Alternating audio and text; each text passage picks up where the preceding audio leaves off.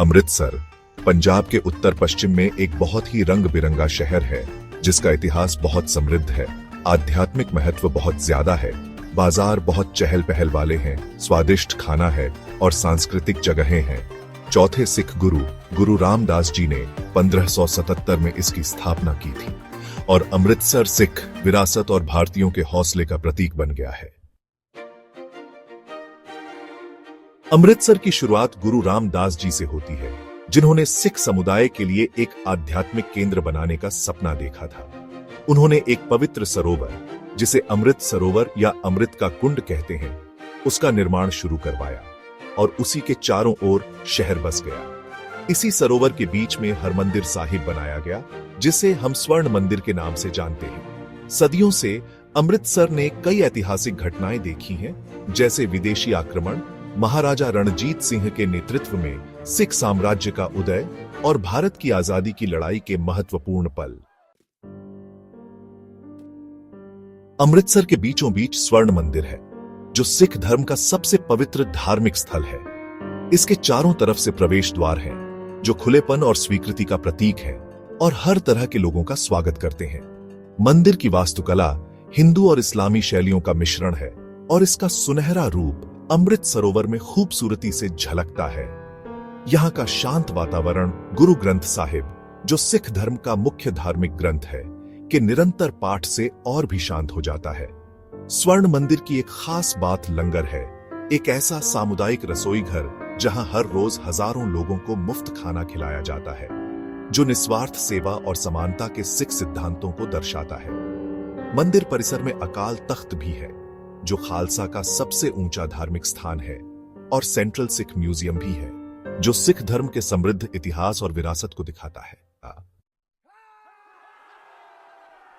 अमृतसर के बाजार खरीदारों के लिए किसी जन्नत से कम नहीं है। यहाँ पारंपरिक हस्तशिल्प, कपड़े और खाने पीने की बहुत सारी चीजें मिलती हैं। हॉल बाजार, जो सबसे पुराने बाजारों में से एक है, यहाँ इलेक्ट्रॉनिक्स, किताबें, हस्तशिल्प और पारंपरिक कपड़े जैसी कई तरह की चीजें मिलती हैं। बाजार का मुगल शैली का दरवाजा, जिस पर एक बड़ी घड़ी लगी है, एक प्रसिद्ध जगह है। कपड़ा बाजार एक और प्रसिद्ध जगह है, खासकर उन लोगों के लिए जो पारंपरिक पंजाबी कपड़े ढूंढ रहे हैं। यहाँ कई तरह के कपड़े, कढ़ाई वाले कपड़े और सहायक सामग्री मिलती है, जो पंजाब की रंग बिरंगी संस्कृति को दर्शाती है। गहनों के शौकीनों के लिए गुरु बाजार में पारंपरिक और आधुनिक डिजाइन के गहनों का एक बड़ा संग्रह है, इसलिए खरीदारों को यहां जरूर जाना चाहिए। अमृतसर का खाना बहुत ही लजीज होता है और यह पंजाबी परंपराओं में गहराई से जुड़ा हुआ है। शहर अपने स्ट्रीट फूड के लिए बहुत मशहूर है और अमृतसरी कुलचा, एक भरवा रोटी जो तंदूर में पकाई जाती है और मसालेदार छोले के साथ खाई जाती है, एक बहुत ही प्रसिद्ध व्यंजन है।